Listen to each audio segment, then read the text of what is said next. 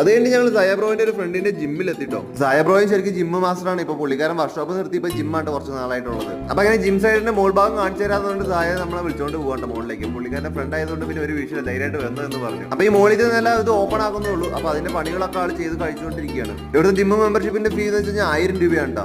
ഇതൊരു ചെറിയ സ്ഥലമാണെങ്കിൽ ഇവിടെ നല്ല സെറ്റപ്പ് ഒക്കെ ഉണ്ട് കേട്ടോ. ഇതിനകത്ത് ഉണ്ട് മസാജിങ് ചെയറൊക്കെ ഉണ്ട്. അത് മാത്രമല്ല സ്റ്റീം ബാത്ത് അടക്കമുണ്ട് കേട്ടോ ഇവിടെ. അപ്പൊ ഈ കാണുന്നതാണ് സ്റ്റീം ബാത്തിന്റെ ബാത്റൂം. വളരെ ചെറിയ ലിമിറ്റഡ് സ്പേസിൽ തന്നെ വളരെ നല്ല രീതിയിലാണ് ഇവിടുത്തെ കാര്യങ്ങളൊക്കെ നോക്കി വെച്ചിരിക്കുന്നത്. അതുകൂടാണ്ട് നമുക്ക് മറ്റൊരു കാഴ്ചയും കൂടി ആൾ കാണിച്ചു തന്നിട്ടോ. എന്താണെന്ന് വെച്ച് കഴിഞ്ഞാൽ ഇവിടെ ഇട്ടേക്കുന്ന ഫ്ലോർ മാറ്റിന്റെ അടിയിൽ ഇട്ടേക്കുന്ന ഒരു ചെറിയ സാധനം. ഇതിന്റെ പേരെന്താണെന്ന് എനിക്കറിയില്ല. പക്ഷേ ഇതിലൊരു ചവിട്ടി നിൽക്കാൻ വളരെ സുഖമാണ് കേട്ടോ. അപ്പൊ വീട് വെച്ച് ടൈലിൽ ഇങ്ങനെ ഇട്ടാൽ മതി. വളരെ സുഖമായിട്ട് ഇവിടെ ചവിട്ടി നിൽക്കാൻ വേണ്ടിയിട്ട്. ഇവിടെ തന്നെയാണ് ആ ബ്രോന്റെ വീടും. അപ്പൊ ജിമ്മിനകത്ത് ടിവിയും സെറ്റപ്പ് ഒക്കെ ഉണ്ട് കേട്ടോ ഇതിനകത്ത്.